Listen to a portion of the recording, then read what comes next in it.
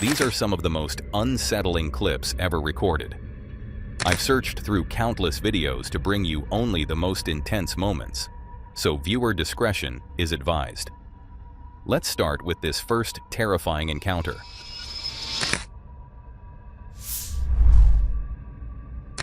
Epping Forest is known as the most haunted forest in the UK, a place where the shadows whisper and the air is thick with mystery. Epping Forest, renowned as one of the most haunted forests in the UK, but from personal experiences, I would say one of the most haunted in the world. They've had everything here. Almost 1,000 bodies have been found over the last couple hundred years. Devil worship, satanic rituals, satanic sacrifices. It's had it all, including Burke and Hurd, the body snatchers. They dumped loads of torsos and legs and stuff inside the forest. It's a place most would avoid after dark, but tonight, that's exactly where we're headed. Tonight, Dan, from the channel Exploring with Fighters, is venturing into these haunted woods. He's not alone. His good friend James is joining him on what's about to become an unforgettable experience. Is this truly the cursed body of water that's so famous of Epping Forest? At first, the night seems peaceful. They set up camp by the cursed water, gather firewood, and settle around the fire, telling stories and enjoying the calm of the evening. But as the night deepens, so does the tension. They decide to explore the forest, setting up a spirit box in hopes of making contact with the paranormal. For a while, it seems like the night will remain quiet, until they spot a strange light in the distance. That's into the forest.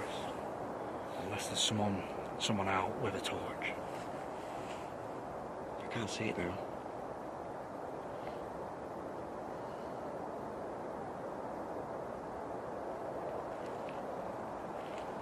Now, unless something happened on the audio, apart from there was a light back there, but it could be someone with a torch walking around. They could be walking their dogs. Some people come out at 5 o'clock in the morning, they're crazy. If you're one of them crazy people, let me know. But yeah, if there's nothing happened on the audio, then nothing technically happened. As they prepare to call it a night, the atmosphere shifts, and then it happens. But for some reason, it's just not responding. So I'm trying to update it.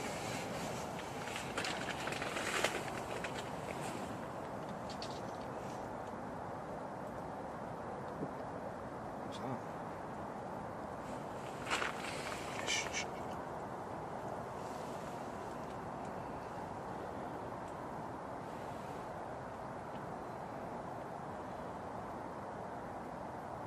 Fucking hell. Oh my The handle on this. God.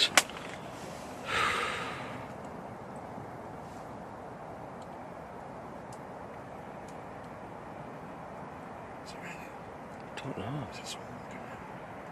Sounds like someone walking around.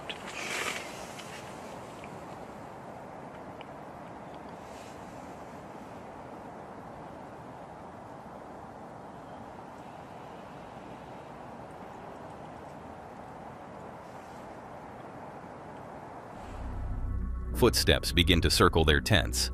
Someone, or something, is out there. Could it be the person they saw with the flashlight earlier?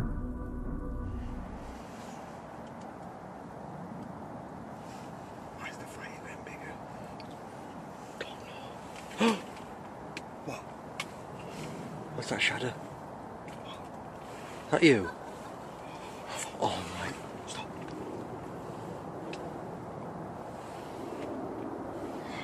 You can't see it on this camera, there's a shadow. Look at that.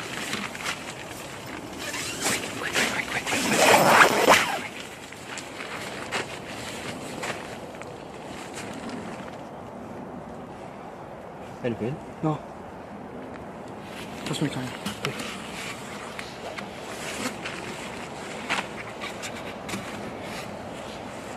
Come out with me. Come out. What?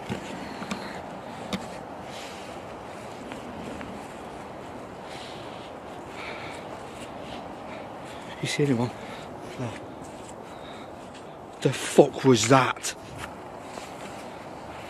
Bro, you said you saw a shadow? Yeah. Are you sure? The tent though in the fire. Are you sure? Yeah. Positive? 100%. Because I tell you what, that fire was getting bigger, right? Hold on, I'm freaking out. Right, what did I hear first? I heard a woman.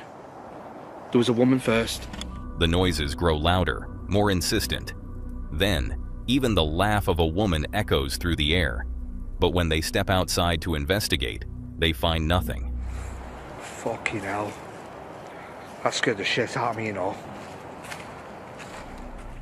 They set up equipment to capture any activity outside, but then they hear something chilling.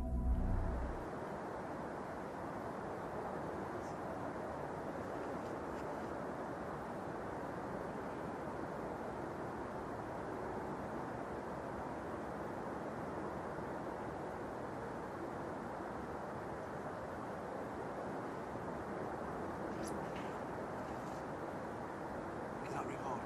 Did you just hear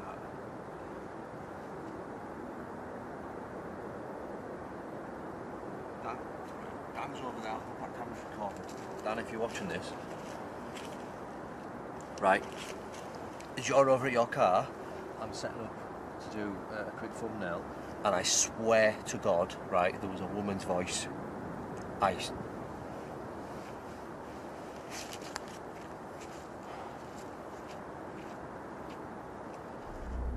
A woman's voice echoing through the trees, but the source remains unseen. Deciding they've faced enough horrors for one night, they retreat to their tents, and the forest finally falls silent. The next morning, they pack up and leave, the mysteries of Epping Forest still haunting their thoughts. Who or what was out there with them? Were they truly alone, or were the spirits of the forest watching? We may never know. It's creepy to realize that sometimes humans can be your biggest danger, not even ghosts or animals.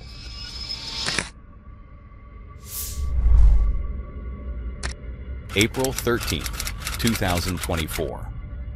It was supposed to be just another peaceful day out on the water for YouTuber Aiden Whiteman, better known as Whitey's Fishing, and his two close friends, Jacob and Sam. But what started as a normal fishing trip quickly spiraled into something none of them were prepared for, capturing one of the most disturbing encounters they ever faced.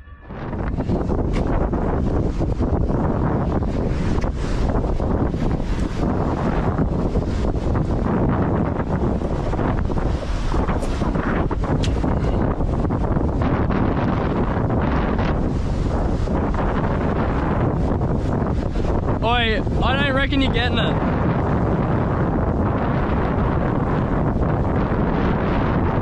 Oi, I'm putting on a what's it called? Oi, don't, fuck! He's in the water, bro! Oi, Reed! Jacob, who was standing near the edge of the cliff, was suddenly pulled down by the water. In a split second, the whole day flipped upside down. Oi, chuck us a pole. Oi, you just be on wave watch.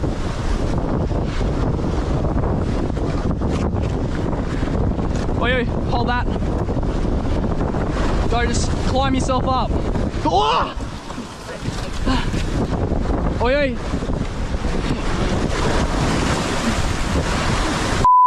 Dude. Oi, big one. You're gonna have to come up, dude. Try come up. Hold that. Oh, dude, you're gonna have to fucking cut yourself. It's all good, don't worry about the rod. It's just... Here, hold this. Go, climb. All right, try get a foot grip. Just try get a foot grip. Come on, brother. Oh, fuck. Yeah. Boy, go. Start coming up. Oh, I got you. Fuck. Sam, bro. Dude. Grab rod. Fuck. Holy fuck.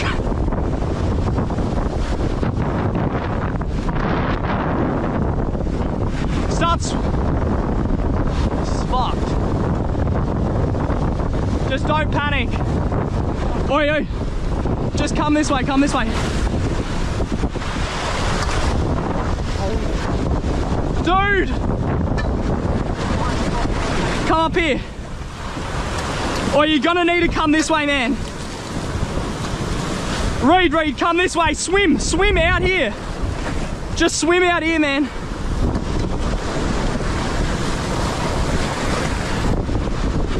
Sam, get ready. Just swim up. I reckon just try climb the rocks. Here, you're up, yup. Go.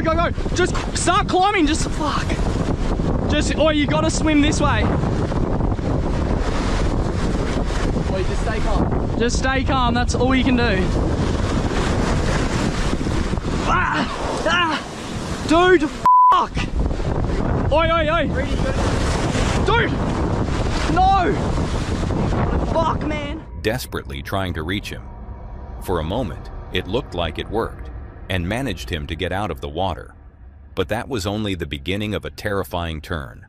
The current, far stronger than it appeared, dragged him back in, nearly pulling Sam along with him. Jacob fought to stay above the surface, clinging to anything he could, but nothing seemed to help. Oh, big wave. Go, Grandma. Oh, no. Fuck. Oi, just stay as calm as you can, man. Yeah, I know, it fucking slips. Oi, I think this isn't a good idea. You just gotta try and grab the rocks.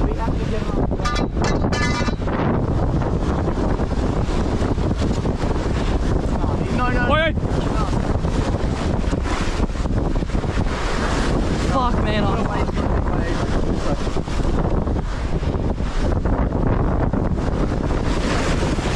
Gotta come this way. Oi, here. Get ready. Swim right. Swim this way. Yeah. Oi, another big one. This is fucked.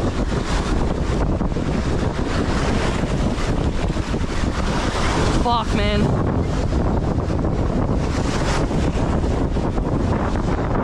I don't reckon he keeps trying to grab this because it just...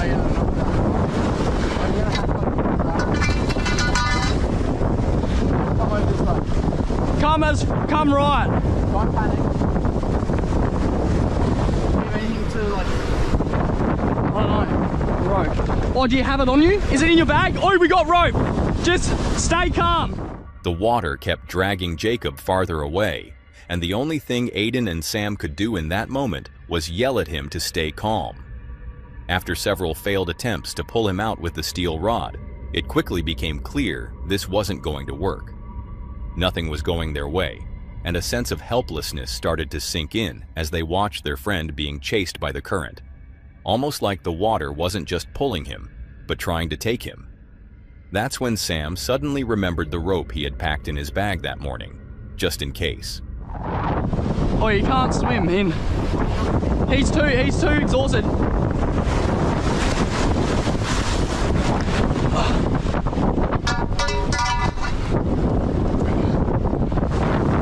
He's just getting fucked, man. We can't jump in, because if we jump in, we're all fucked. Go grab it. Go back. Huh? Go back. Go get good footing. Just hold on to this and let it ground you. Go stand on that. Fuck. Oi, dude. Just go stand. Have a quick, have a climb. Holy fuck. Get up. Holy fuck. Can't. Both Aiden and Sam pulling with everything they had, they finally hauled him back onto the ledge. None of them could believe it. What was supposed to be just a simple fishing trip had turned into something far more intense. That was fucking scary, cunt. The thing is, my legs don't even hurt or anything. It's just adrenaline. Dude, holy fuck. Oh fuck. Oh, that was, I thought you were dead. We were like, we can't jump in, because if we all jump in, then we're all just fucked. That was fucking scary, cunt. The thing is, my legs don't even hurt or anything. It's just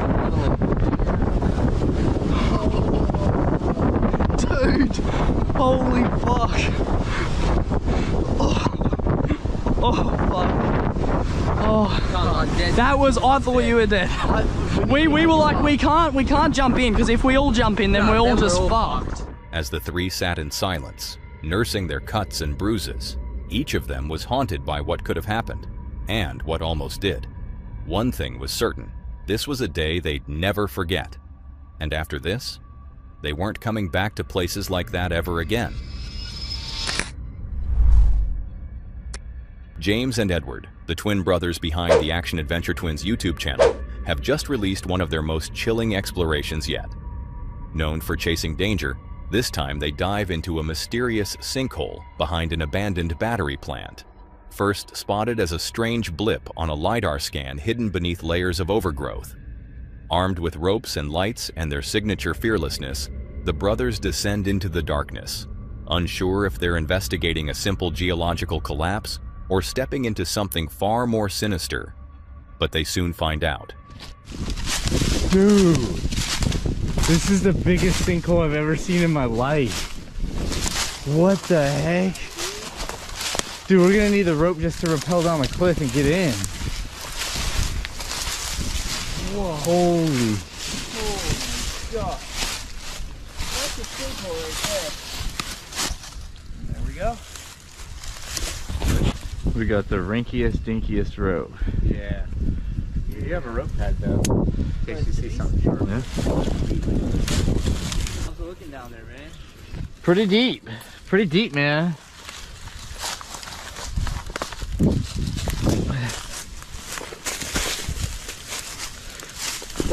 Okay.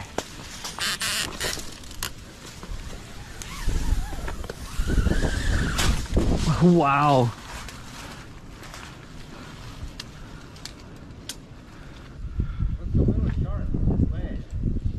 Yeah, I just full sent it.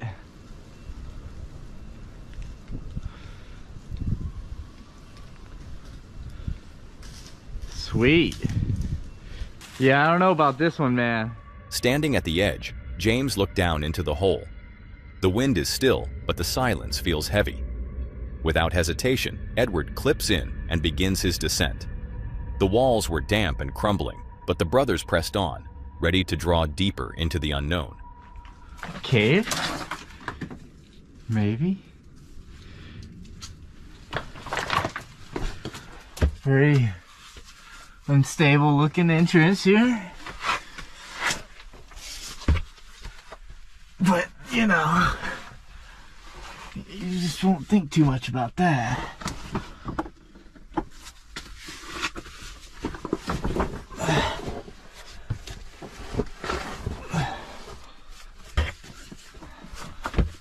Oh, it keeps dropping down. No way.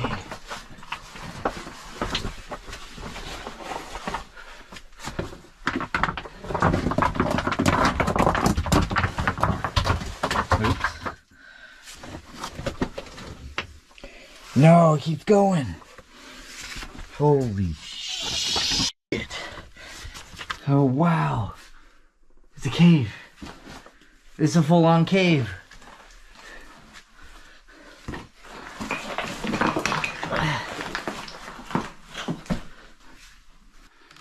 The string just keeps wrapping around the pile here. Gosh, this is so slippery.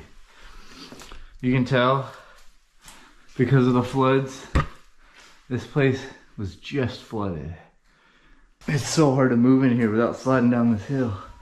The tunnel ahead seemed endless, and even the smallest noise felt unnaturally loud, as if the cave was amplifying their presence.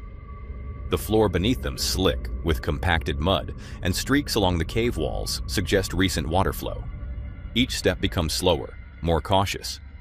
It seemed at a point that this place was once underwater and could flood again without warning. Heyo.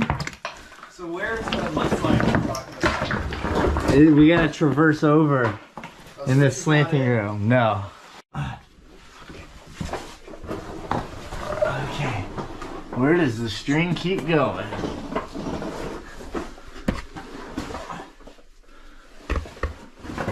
It's like half buried with mud. So it's kind of hard to see. Actually, I think it stopped. We have lost the string. I see water in the stream down here. No way. An actual stream.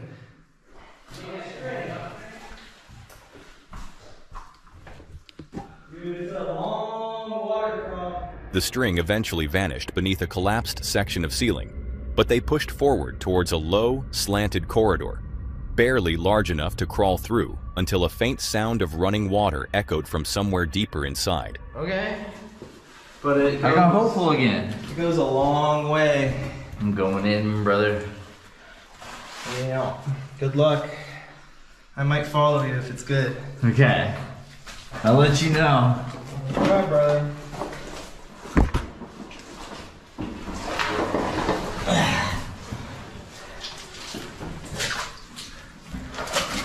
That takes some commitment. You haven't gone this far in yet? I don't know about that far. Oh, wait, it's deep. Yeah. Hold up. Change your mind? Well, yeah, because I haven't touched the bottom yet. They arrive at a narrow ravine, the water rushing low and fast. James crouches, inspecting the flow. He glances back at Edward, who remains still, uncertain. With the beauty, there was the danger from sharp rocks, the unstable footing, and the water's depth remains a mystery. Okay, so here, it gets really tight. Oh, no. Like, body-sized hole. You think this is normally dry? Drier. Drier, yeah. Like, every time he's probably been down probably 10 more feet at least. Yeah. I think we gotta get out of here, man. Yeah, I think it's a bust. I need to come back when it's drier. Yeah. That is a certified dive tinker up Is it? For me, it is. Well, I'm glad I didn't bring my bag down here. In a tight bend, the passage narrows further, barely body-sized. Edward froze, as he pressed between rock and current, struggling to stay upright. Should I wait? Yeah, dodge and off. There you go. Yeah. Get it, bro. It's cold out here. So cold. Look at Dude, me, man. it goes that way. What? There's air pumping out of it. What? Yeah. Okay, James just found a tunnel over here, and it's so warm over here. I'm pumping a bunch of air out. We might just send it. You gotta find the cricket. Backtracking toward a second tunnel, James discovers something unexpected. Warm air rising from a nearby rockfall. It was a subtle but strange shift. They kneel, inspecting closer, only to see if something deeper is breathing. Oh. The air's coming from down there. Is it?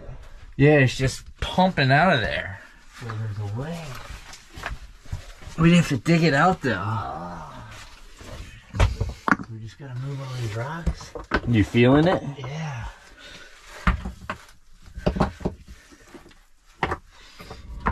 As they found the path the air was coming from, they kept moving in the decision that almost turned out to be the disaster.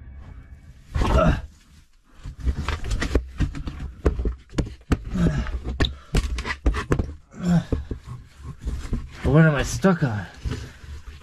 You stuck? Yeah. I don't know. I think my chest is stuck on super sharp rock. Oh, Yeah, this one. back out. Just didn't quite dig it out enough.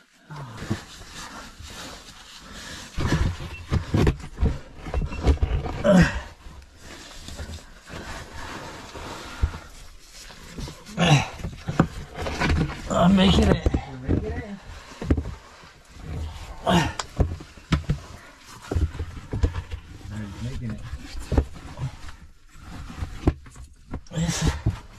This is where all the air is blown out of.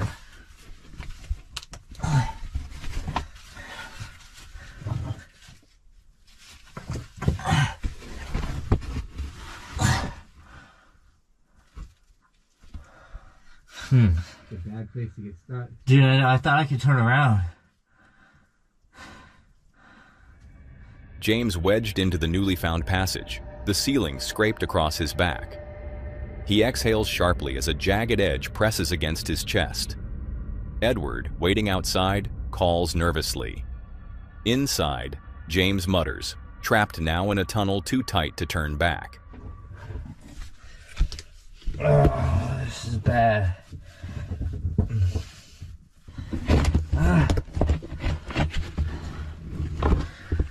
What the heck am I stuck on now?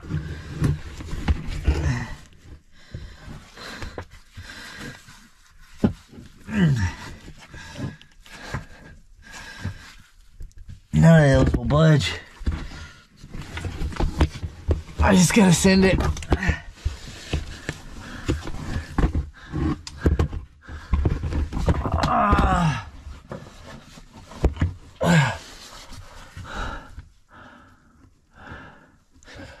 Oh no, this was a really bad mistake.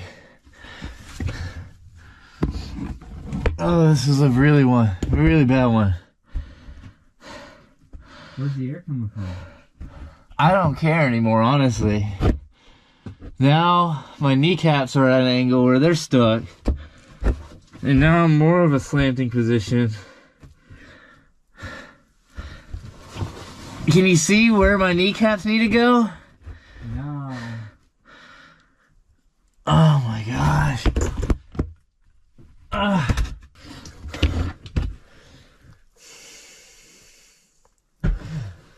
Oh, I messed up big time.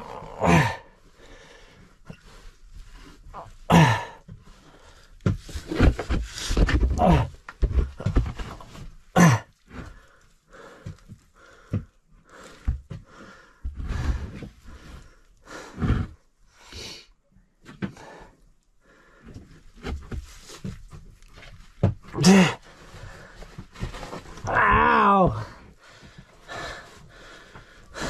The camera shakes as James groans, his legs pinned awkwardly, knees braced against stone, spine bent sideways. There's no room to stretch, no way to leverage. Panic hovers close, but he presses on, inch by inch, gritting his teeth against the weight. Behind him, Edward can't see. He can only wait and listen. Now it's really on my spine. I dropped another inch in.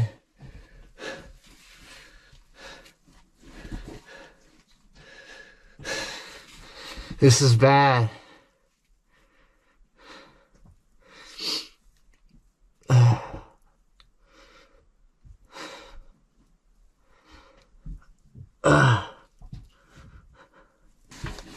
What's happening down there? It's like I'm vertical out. Ow.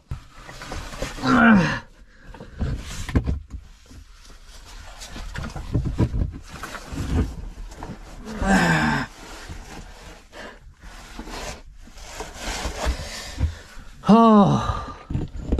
Okay. I'm in the little room that I think I can turn around in. Okay. With a final desperate push, James slides into a slightly wider chamber.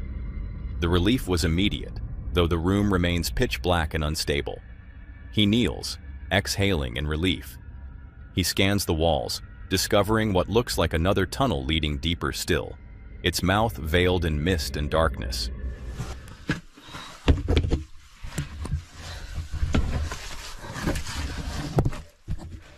Oh. There's like a passage over here. What? Yeah.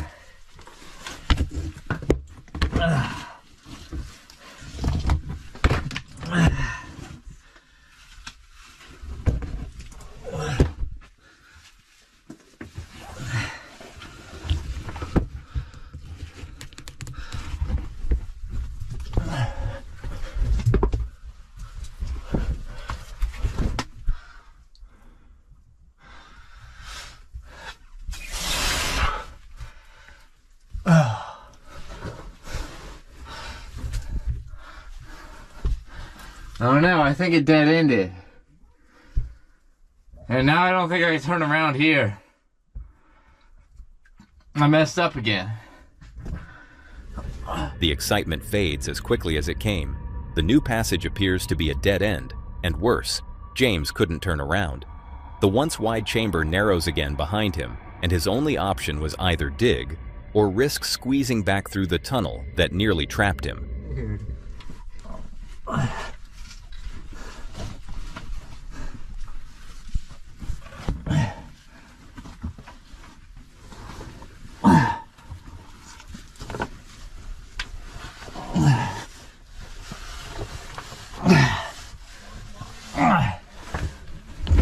We're coming out now.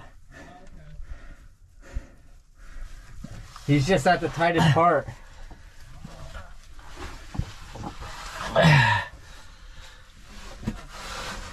Yeah? That's so bad. I would have never come out.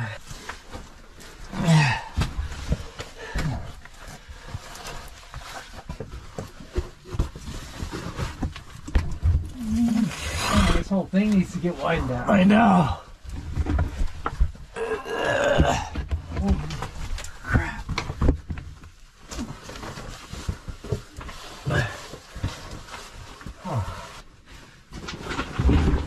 That mud hill climbing out of that other side is rough, man. Yeah.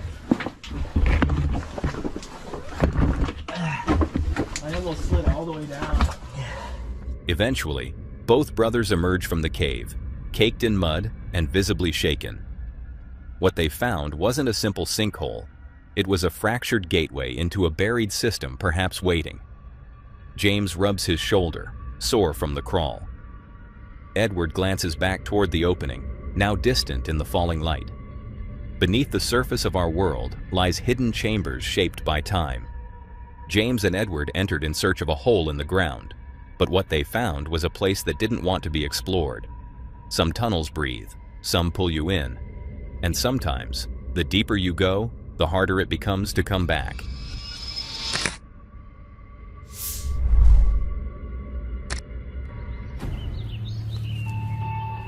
Bears. Beautiful creatures, aren't they? With their soft fur and gentle-looking faces, it's no surprise people wanted to get closer. So, zoos were built, and these wild animals were locked away, taken from the wild just to be put on display. But for some bears, it went even further. They were caged not just for viewing, but for training, to act in Hollywood movies. One of them was Rocky, a trained bear owned by Randy Miller, a well-known big predator trainer in Hollywood. Rocky wasn't just another animal in Randy's care. He was the star, the best working bear in the business. He even wrestled with actor Will Ferrell in the movie Semi-Pro. But on April 22nd, 2008, something went terribly wrong. That's great.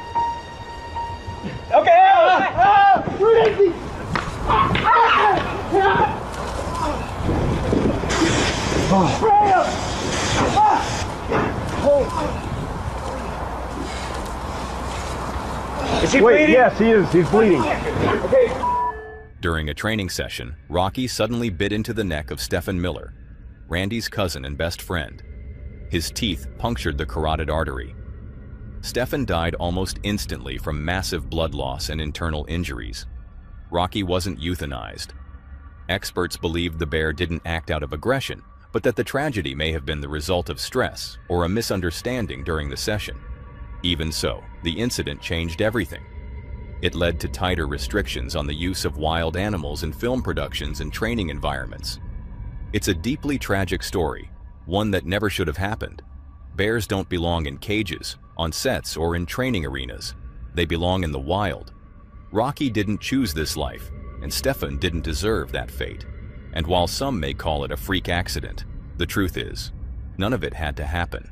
2 lives were shattered, one lost forever, the other forever blamed. And for what? Only for the entertainment of the human being.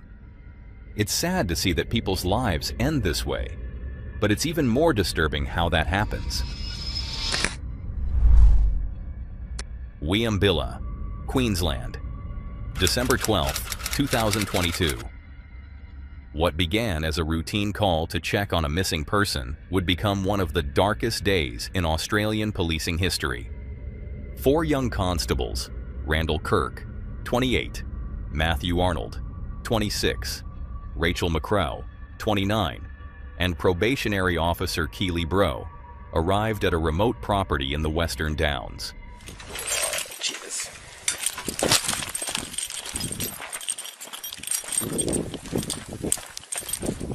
It was quiet, still, just another rural property under the blistering sun. But within minutes of stepping onto the grounds, the air was ripped apart by gunfire.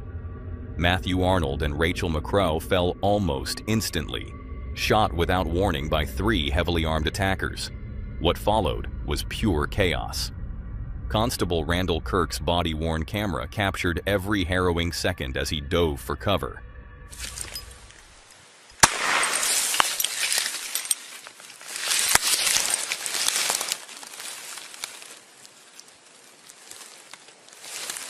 Hello, hello.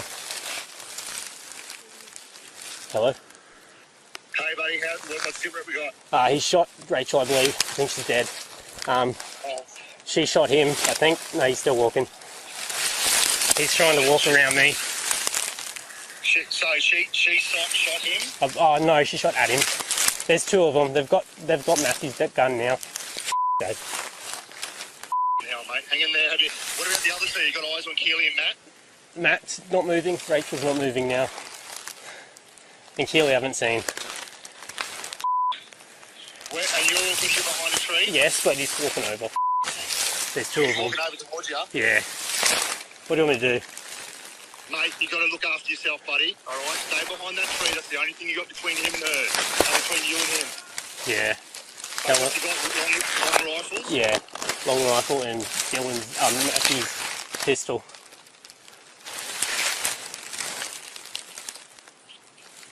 Hang on, mate. Stay on the phone. Like, if you got to drop the phone, just look after yourself and protect yourself. Yep.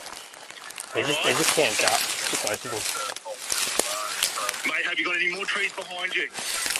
Nah, not a lot. He's coming over. He knew they were hunting him. Heart pounding, the cracks of high-powered rifles shattering the silence again and again. Randall saw what no officer should ever have to witness. Constable McCrow being executed at close range. She had been wounded, still fighting, still reporting into her own camera, when her life was taken. Should I run? Have you got trees behind you and you retreat back to the car? Yeah, maybe. Mate, do they know where you are? Yes, they do. Mate, can you, obviously scramble from tree to tree to try and retreat out of there? I'll try. Are you able to try and do that? I can try. Want me to do that?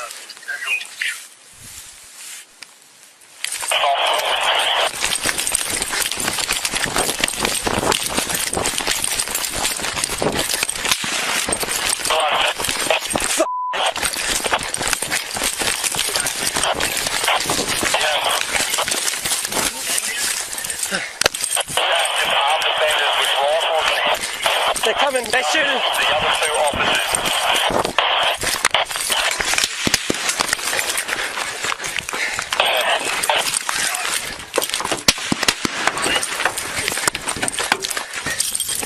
Pinned down and with no other choice, Randall made his move, his body camera showing the desperate sprint across an open paddock, bullets kicking up dirt around him, each step a gamble between life and death.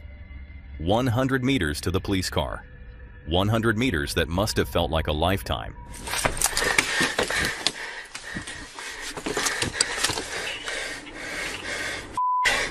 You good? I think I'm being shot.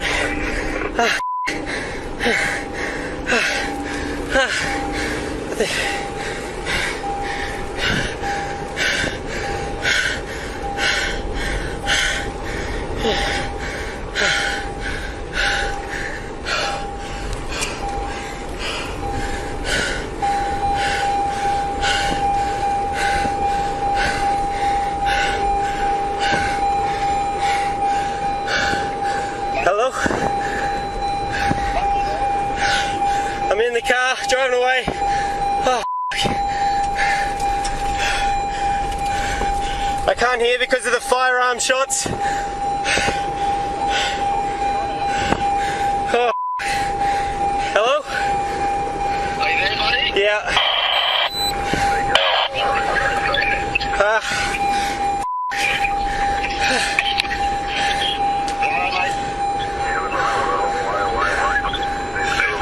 Where do you want me to drive to?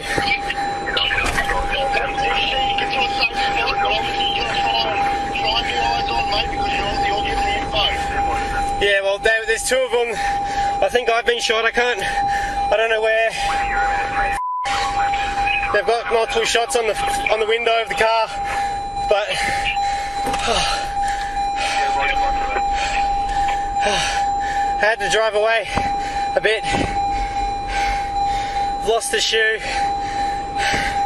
I've got blood on my face. I don't know where I've been shot.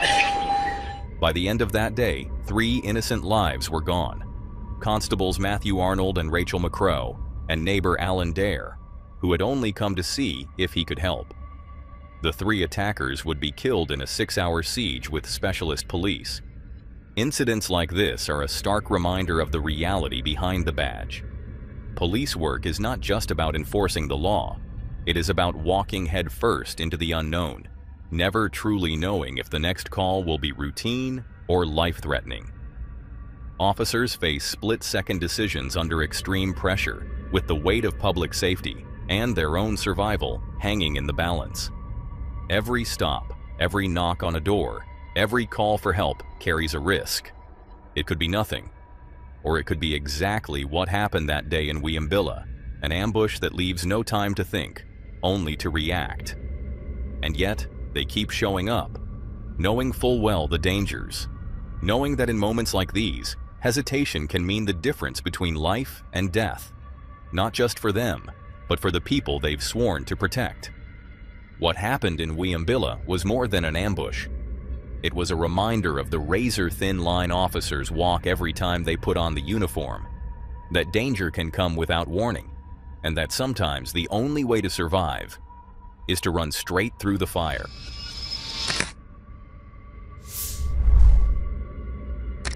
It's 9 a.m. on May 18, 2024, when a thick column of black smoke begins rising over Charlotte, North Carolina.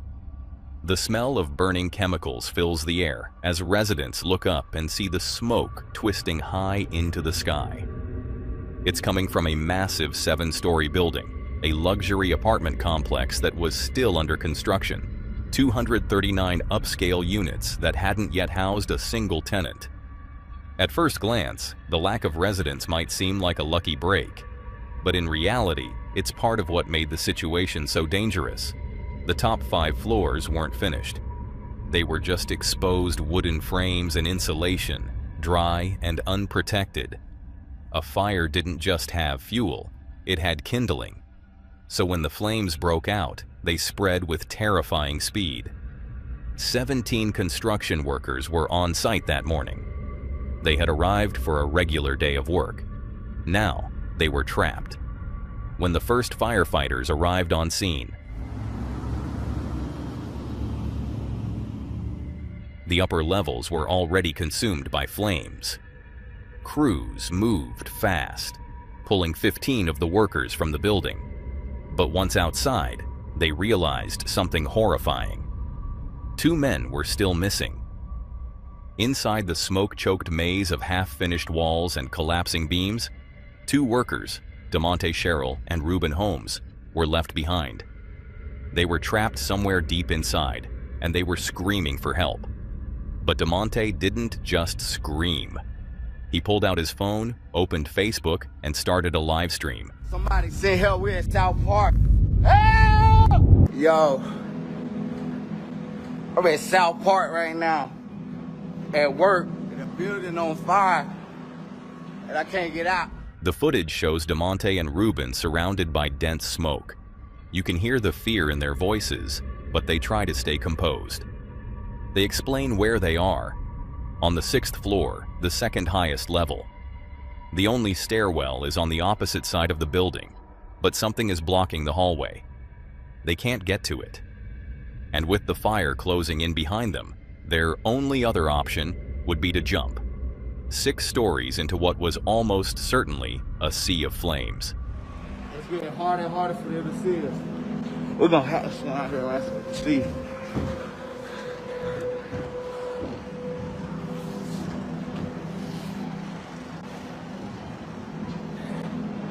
The building on fire, I'm trapped inside, me and my man. DeMonte waves his phone's flashlight toward the window, hoping someone below might catch a glimpse. He talks directly into the camera, describing their position in case rescuers are watching. But the building is massive, and the smoke is too thick. They are almost invisible, even from just a few feet away.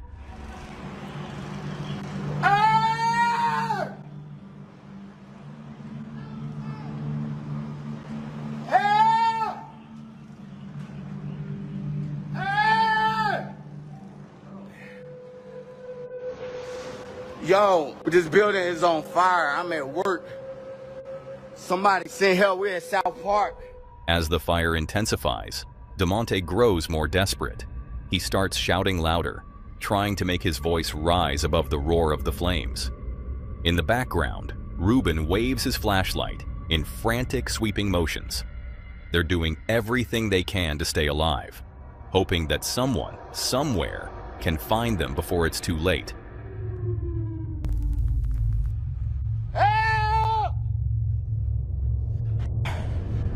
Then, without warning, the live stream cuts out. Rescue crews knew where they were, at least roughly. They tried using a crane outfitted with a basket to reach the 6th floor. That crane actually appears briefly in DeMonte's live stream, though it's facing the wrong direction. The smoke was so dense that orientation became guesswork. At one point, the crane operator may have even seen them, but the heat was overwhelming and the fire was closing in fast. Moments later, the crane operator had to be rescued himself. The only remaining option was a direct rescue. Firefighters entered the building and climbed the stairwell to the 6th floor. They pushed forward through intense heat and thick, choking smoke, moving toward the far end of the structure where DeMonte and Ruben were believed to be. The fire was everywhere. The floors were starting to weaken. Still, they kept going. Then they heard it, screaming. It was faint but unmistakable. DeMonte and Ruben were still alive. But just as the team tried to move faster, a new order came through the radio. All companies working 7741 Liberty Road Drive, evacuate structure, per command. All companies working 7741 Liberty Road Drive, evacuate structure. Command all companies, this will be defensive at this time. We'll be ready for this side to collapse. Everybody get out of the collapse zone. Confirming you are coming out, but you're not out of the building. All crews were told to evacuate immediately. The building was on the brink of collapse. Firefighters shouted out one final time, hoping the trapped men would come running toward the sound. But there was no response. Then, silence. The rescue team had no choice. They left the building, and just minutes later, the structure collapsed. The temperature inside had reached over 2,000 degrees Fahrenheit by the time it gave way. It collapsed. DeMonte, Cheryl, and Ruben Holmes never made it out. Yo, I'm at South Park right now, at work. The building on fire, and I can't get out. It's getting harder and harder for them to see us. What makes the footage even harder to watch is knowing who saw it first. Friends, family. DeMonte's own mother was watching as it happened. So was his brother, who rushed to the site and begged firefighters to use the live stream to help find them. This man screamed for help online. But there was simply too much working against the rescuers. Too little time, too much fire. In the investigation that followed, officials discovered that the crew had been using an organic foam insulation known for being extremely flammable and for producing thick, toxic smoke. The machine used to spray it had caught fire, and with no smoke detectors or alarm systems installed yet, no one knew the fire had started until it was already too late. Tragically, there had also been a temporary staircase located exactly where DeMonte and Ruben had been trapped, but it had just been removed to make way for the permanent one.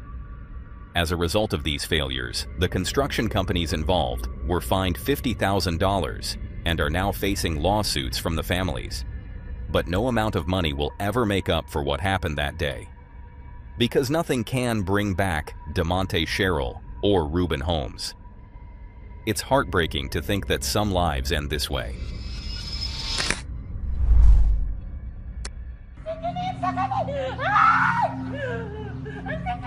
On March 30th, 2017, a disturbing video began circulating on Twitter, showing a woman hanging out of a window, clinging on for dear life with just one hand.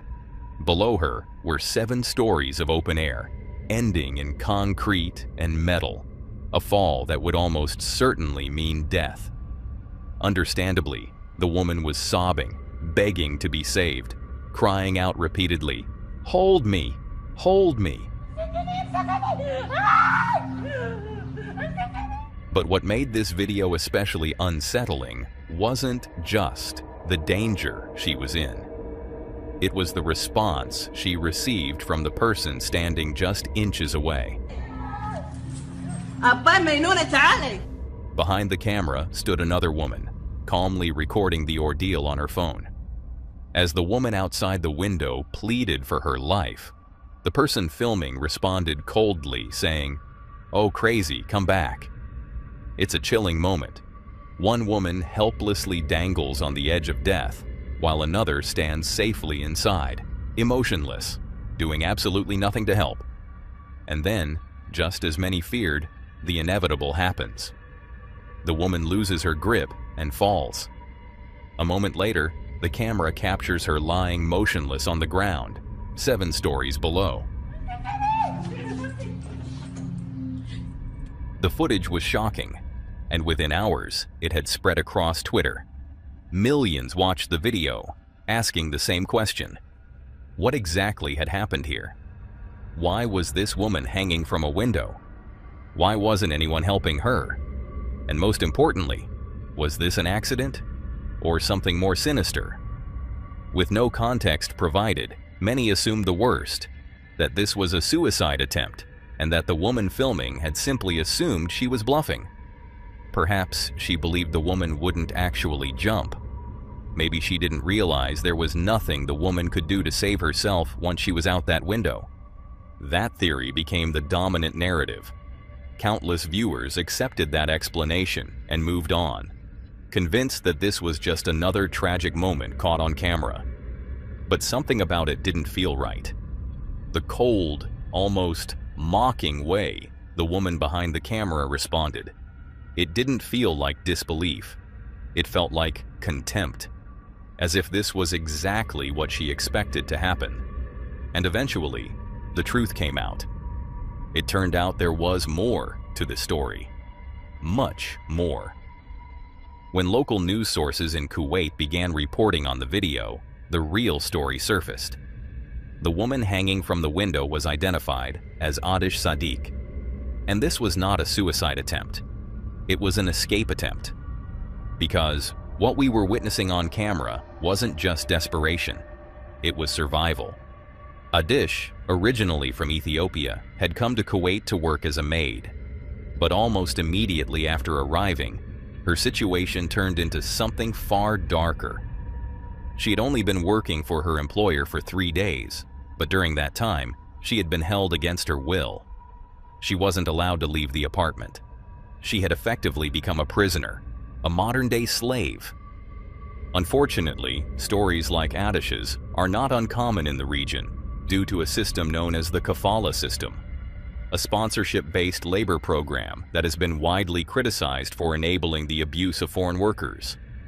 That day, Adish had finally had enough. She told her employer that she was quitting and demanded to be released.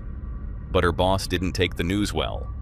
Instead, she flew into a rage, dragged Adish into a bathroom near the top floor of their building, locked the door, and began shouting that she was going to kill her. She even said that no one would care or ever find out. And Adish believed her, because she knew it was probably true. In that moment, Adish made a decision. With no way to fight back and no one coming to help, she chose the only option that gave her even a sliver of a chance. She climbed out the window. It wasn't a calculated risk. It was pure desperation. Fall, and she would probably die. Stay, and she would definitely die. But before she let go, her employer pulled out her phone and began recording. She didn't try to stop her. She didn't try to help. She stood there filming what she thought would be a woman's final moments, mocking her as she dangled. That explains the coldness, the indifference. She didn't want to stop Adish. She wanted to watch her die. Even worse, after the fall, this woman immediately uploaded the video to her Snapchat account. She wanted people to see it. When questioned, she claimed that Adish had been trying to take her own life, that she had nothing to do with what happened. It was a lie, and it almost worked. If Adish had died, it probably would have, but she didn't. Miraculously, when Adish fell, her body hit a metal awning, which broke her fall just enough to save her life. She suffered a broken arm and other injuries, but incredibly, she survived. A few days later, from her hospital bed, she gave an interview, explaining everything that had happened and revealing the truth behind the video. Her words sparked outrage, and thanks to her testimony, her employer was arrested. But despite the cruelty of what she had done, the woman was only sentenced to a few months in jail. Still, it's staggering to consider how differently this could have ended. If that video had never been recorded, or if Adish hadn't survived, the truth would have been buried forever. It would have been remembered as just another suicide. The woman behind the camera would never have faced any consequences. And Adish's story, her suffering, her courage, her will to survive, would never have been known.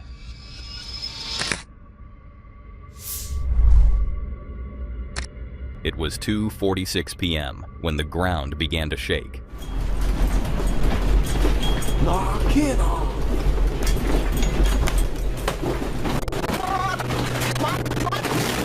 For the residents of Anagawa, Japan, earthquakes were a familiar occurrence. But this one was different.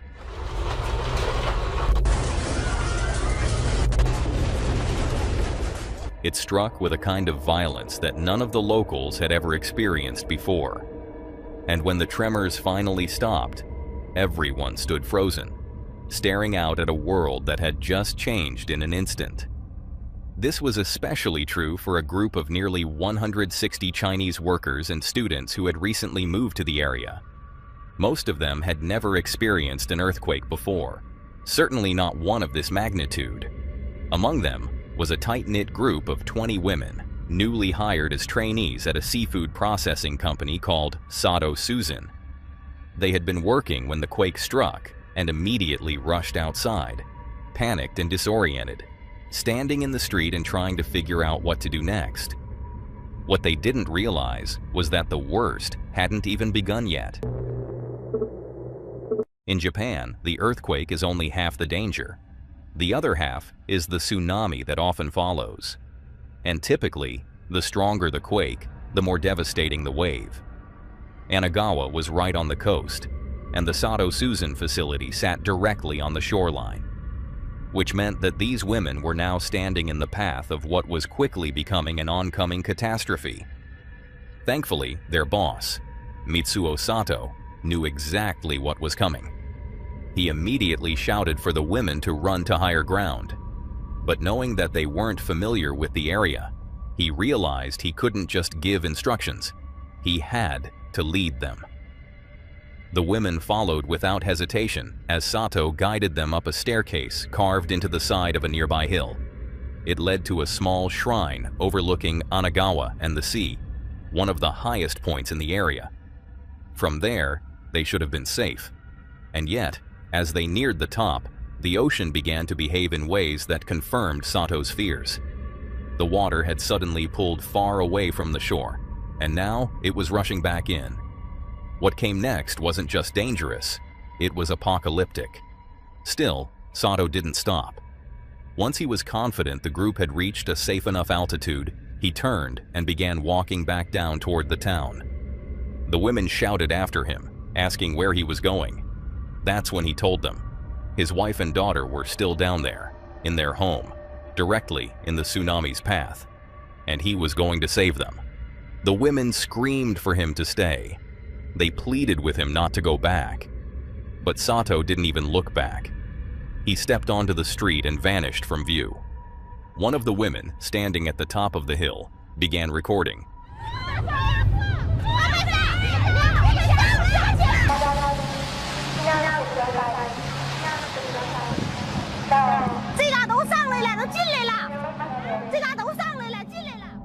The footage shows that the shoreline was gone.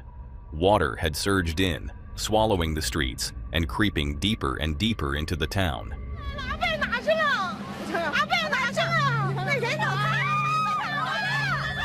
The women's voices tremble with panic as they record what's happening, calling out for Sato over and over again. But he doesn't respond. He's somewhere down there, lost in the chaos. As the desperation in their voices grows, so too does the force of the water.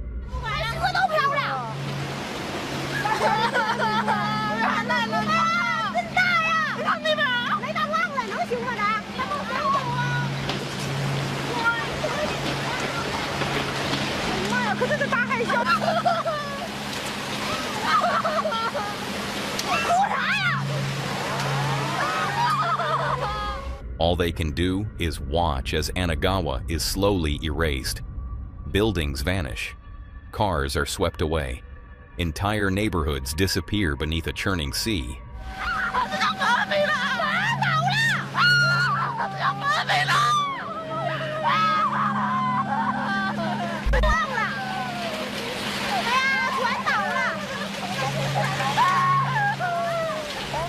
And it's at this moment that the women realize something terrible. The height they've reached might still not be enough. So they start running again, climbing even higher up the hillside.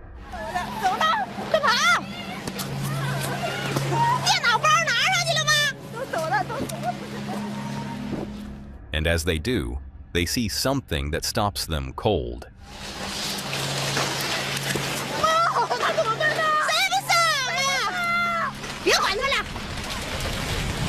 Standing on a rooftop in the middle of the flood is Mitsuo Sato. The building he's on was once 2 stories tall. Now, it's barely inches above the surface of the rising tide.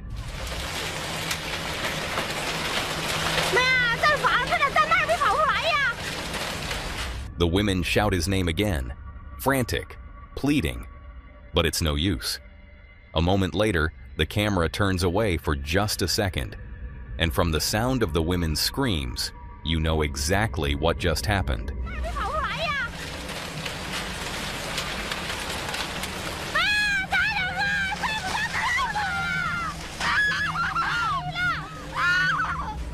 The recording cuts off.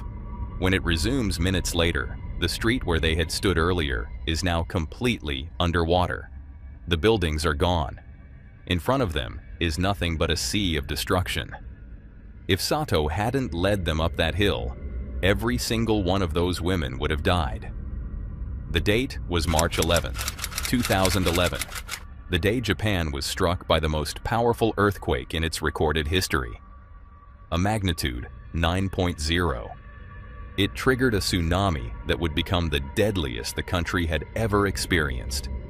That day, 19,759 lives were lost.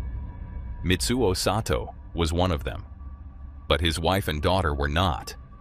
Somehow, against all odds, both were found alive and unharmed. The scale of the devastation from that day is nearly impossible to grasp. Entire towns were flattened. Nuclear reactors failed. Families were destroyed. And yet in the midst of all of it, there were stories like Sato's. Stories of people who chose to run toward danger instead of away from it.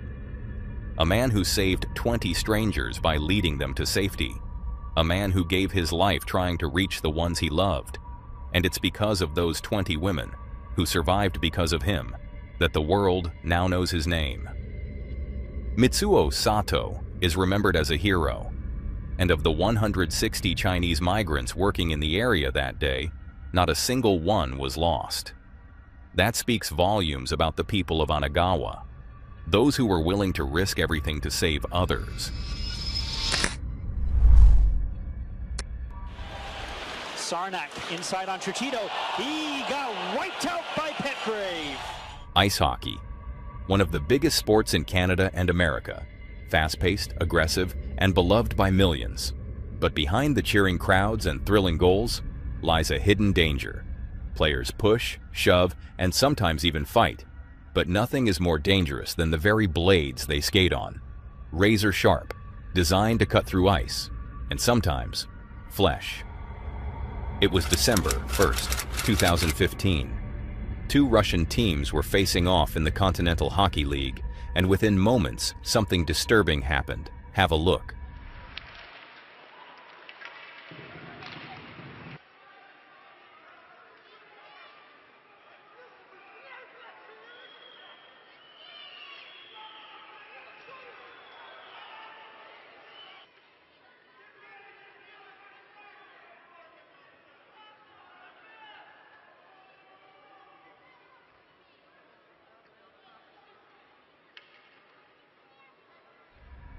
During a routine play, Ladislav Nagy slipped while attempting to take a shot.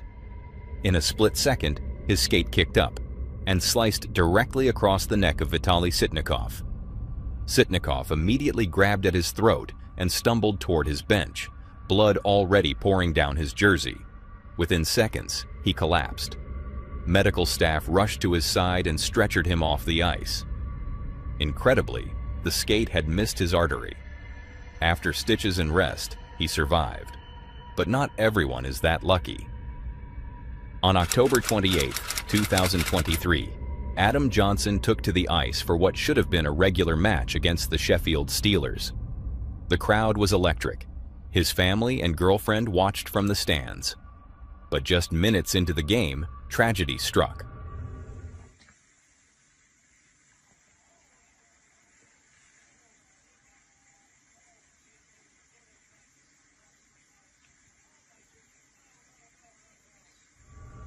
An opposing player, Matt Petgrave, lost balance. As he fell, his skate rose unnaturally high and sliced across Adam's neck. The blade severed a major artery. Adam collapsed instantly. Players froze. The arena fell silent. He was rushed to the hospital, but the wound was too severe. Adam died shortly after. The hockey world was shaken. In the aftermath, leagues across the UK and beyond implemented mandatory neck protection. His team, the Nottingham Panthers, retired his jersey number. A plaque was placed in the arena where he fell, honoring the man who gave everything to the game he loved.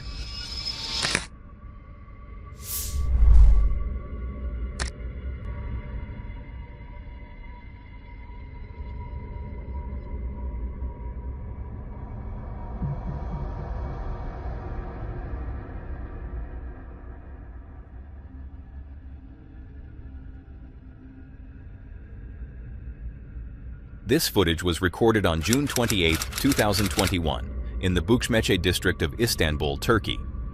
It shows a 21-year-old man walking along the sidewalk when a nearby dog suddenly barks. Startled, he runs into the street, right into the path of an oncoming truck. He was rushed to the hospital with serious injuries, but despite medical efforts, he didn't survive.